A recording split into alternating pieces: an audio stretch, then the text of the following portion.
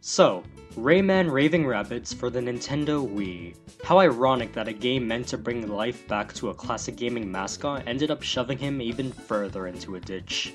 Well, back then anyway. For those who are unfamiliar with the no-limb thingamajig, Rayman was the star of his own 2D platformer back in the 90s, alongside such stars as Super Mario, Sonic the Hedgehog, and Crash Bandicoot. I definitely have more memories with the 3D games, Rayman 2 The Great Escape and Rayman 3 Hoodlum Havoc, which you'd think would have a rough transition from 2D to 3D considering the fates of some mascots back then. But surprisingly, they turned out to be very solid standalone platformers that people still remember to this day. While nothing groundbreaking, these games brought the world of Rayman 1 and gave it more detail, more varied environments, and an actual narrative with memorable characters. So naturally, I was all ears when I heard that the next game in the series was not only going to be on Nintendo's latest console at the time, but it expanded the world of Rayman even further with these strange rabbit enemies, a bigger focus on combat mechanics, and what seemed to be a darker, grittier tone for the series. And this dancing thing.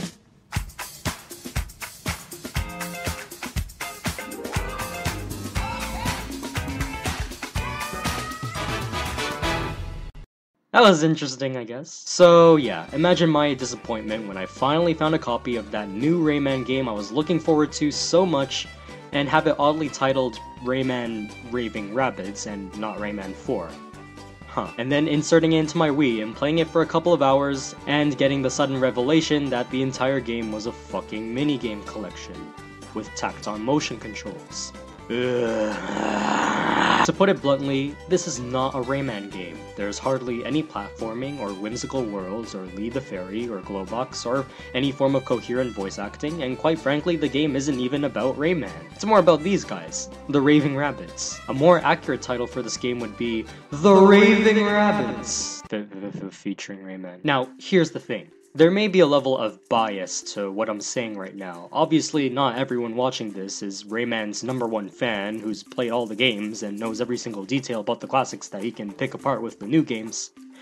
But still, I wanted to tell you where I was coming from. I was clearly expecting this to be a 3D platformer, and I ended up getting mini-games that last 2 minutes doing nothing but this. Granted, I understand that Nintendo wanted to push the motion controls for their newest console, and for a launch title for the Wii, it's excusable. Say what you want about motion controls in video games before and even nowadays, but growing up at a time when motion controls were the talk of the town, it was a very inventive and experimental era of games. I can't exactly describe or properly explain the relevancy of motion controls at the time, but speaking with the concepts of health and exercise encouragement and these perky little commercials, people just seem more interested in utilizing a controller in a new and exciting way rather than just pressing buttons. I mean, it certainly looks more exciting, don't you think? So yeah, by this point history was already set in stone. Minigame collections were rushed and jumped ship and ended up at the bottom of the barrel, but surely a charming game with cute bunnies like Rayman Raving Rabbids should get the motion control shtick down, right? I mean, hell, WarioWare Smooth Moves was a thing, and that blended motion controls with minigames to near perfection. Point I'm trying to get at is, I'm not judging the game, nor am I giving mercy points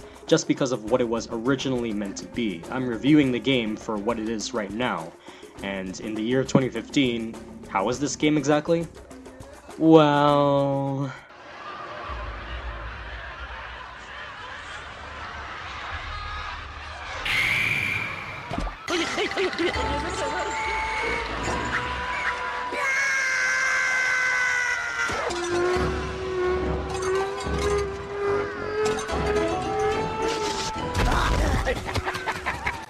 It's a mediocre party game that hasn't aged well.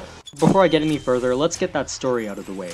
We begin in the middle of a forest where Rayman and the Glowbox kids, who are redesigned to look like Teenage Mutant Ninja Glowboxes, are having a picnic. Things are all dandy-banandy until the Glowbox kids suddenly fall into these strange holes where mysterious rabbit things appear. And Rayman, being the valiant and noble hero he was since the first 3 installments, offers them meat. and then gets kidnapped with his limbs still following him. Oh boy, we're off to a good start. From there, Rayman is thrown into an arena filled with Rabbids, and the plot becomes pretty rudimentary. Rayman has to complete 3 to 4 trials each day and must complete a final trial in order to obtain a plunger. From there, he's brutally thrown into his prison cell where he gets the idea to collect plungers in order to reach this open window way high up to escape. I gotta point out, there's this weird running gag whenever Rayman checks to see his progress where some bird shows up and flies around until he shits right on his nose. Like, is this supposed to show how Rayman's career is going down the shitter? Or that his life is just actively shitting on his face? It works for me, I guess. In fact, I find the humor overall to be hit and miss. I gotta say, the most predictable joke I find is with the Rabbids just flat out being silly, or at every 5 seconds just screaming their lungs out, like they really like to spam this noise throughout the game. Often it brings the volume levels to whack and it's really annoying. I'll admit the Super Bunny thing gave me a chuckle, and the overpitched songs were pretty hilarious, but the Rabbids being cute and innocent, but actually being insane, can get funny for so long. Everything else is just plain slapstick or funny because it's relevant. But probably the biggest slap in the face is with our protagonist himself, Rayman. Allow me to reiterate, take out Rayman from this game's title and almost nothing would be changed. What they've essentially done is taken a limbless but magical hero who throws his fists and flies around with helicopter hair, and turned him into a mopey, curiosity kills the cat, silent protagonist that accepts torture. A 50 Shades of Rayman, if you will. I wouldn't mind this too much considering it's a spin-off and all, but he just feels so utterly useless in this game. He barely talks and mostly resorts to going whoa for a majority of the time. Whoa, whoa. Hey. Most of the minigames don't finish up until Rayman just flat out gives up. I mean, what kind of smack in the face is that? Then to have him dance around saying, ah, you win. Like, what kind of mixed message is that? They really don't know what to do with Rayman here. There's no real reference to any of the previous games, and all they really do is dress him up in silly costumes and endlessly ridicule him just to get a laugh. To its credit, as you do continue playing through the game, the Rabbids start to cheer for Rayman, and you even get better prison perks.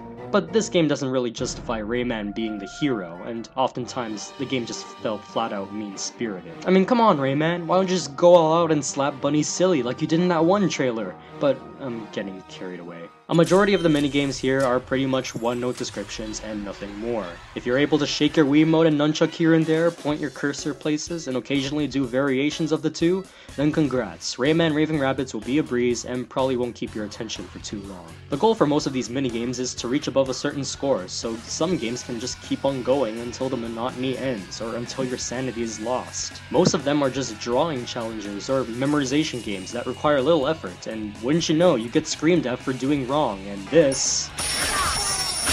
I can't even explain.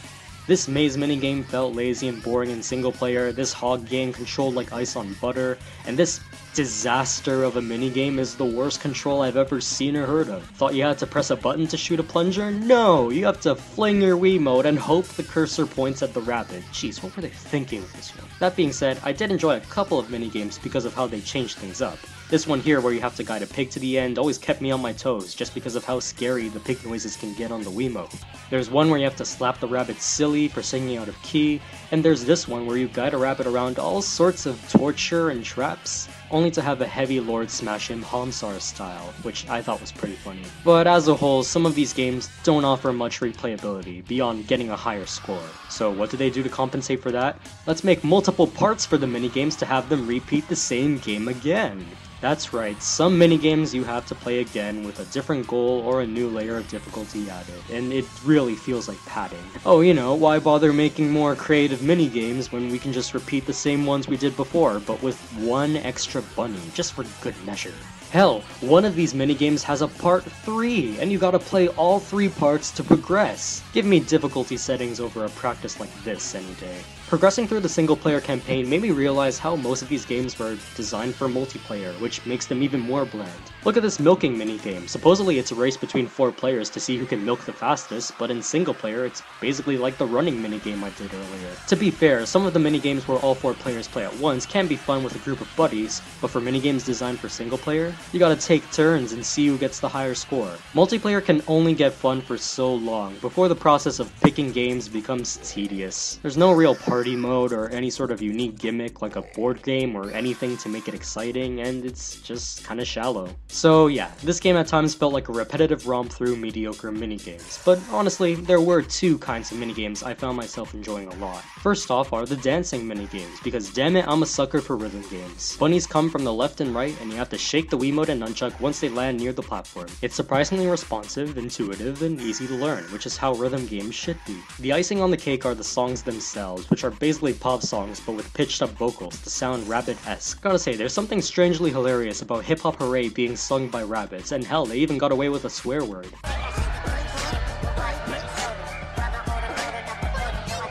There's even some original tracks which sound pretty awesome as well. Shoutouts to the Butcher DJ track, it's freaking awesome.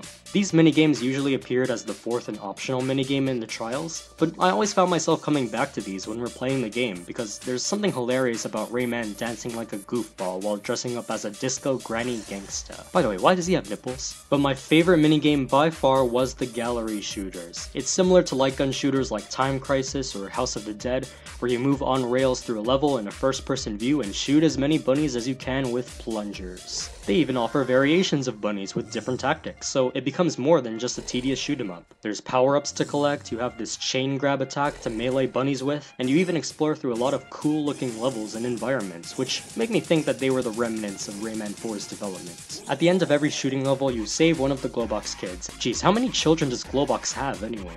Sax bomb, you're a sax bomb.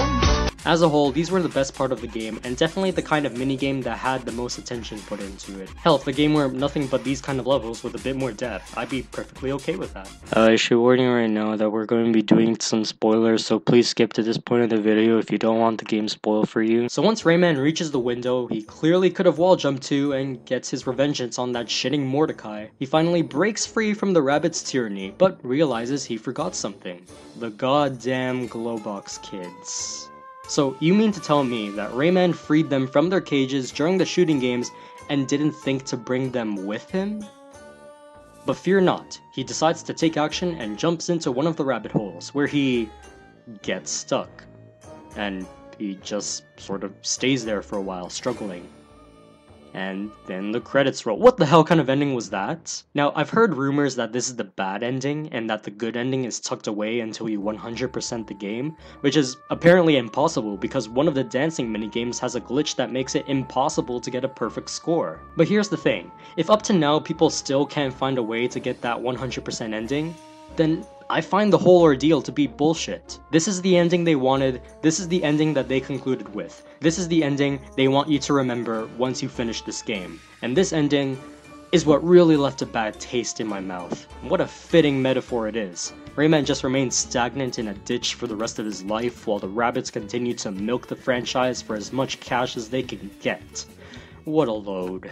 It's a shame too, because even Michael Ansel, the creator of Rayman, who was also working on Rayman 4, had almost nothing to do with the development of Raving Rabbids. In fact, in the credits sequence, he's only listed for character design and nothing more. I guess you can say at this time that Rayman was at the peak of his popularity, considering the Raving Rabbids games are probably the best-selling games in the series. But we all knew the rabbits were the real selling point. Raving Rabbids 1 left such a poor impression on me back then that I almost didn't bother with Raving Rabbids 2 or TV Party, simply because I was just getting sick of it.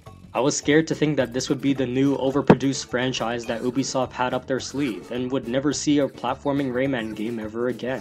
Thankfully, Ubisoft realized this and split the two series apart, and eventually we ended up getting Rayman Origins and Rayman Legends, which happened to be two of my favorite 2D platformers in a long time. And what's new with the Raving Rabbids? Well, an iPhone app, a Kinect game, more minigame collections, and an interactive television show. Yep, money does indeed talk, folks. But overall, Rayman Raving Rabbids is a party game that is a decent distraction at best, but then again a shallow compilation that features poorly aged motion controls at worst. I'll admit, I had some fun revisiting it, and honestly it wasn't as bad as I was expecting it to be.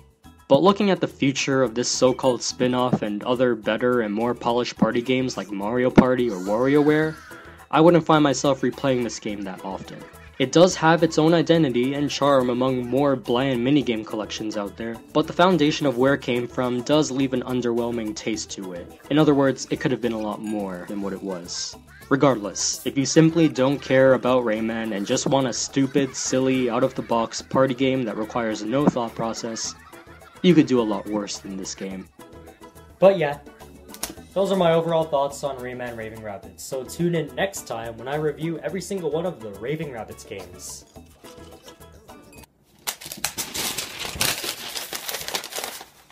Wait, what? Congratulations, you finished the video, and as a reward, I want to deeply thank you for watching the video. As always, if you like what you saw, give a thumbs up and subscribe for more. And over here, you can check out my previous thoughts video on Devil May Cry 4, and you can also see my ongoing commentary of Killer is Dead. Oh, and in case you're wondering, the next thoughts video will not be Rayman Raving Rabbids 2, because I really need a break from the series. God.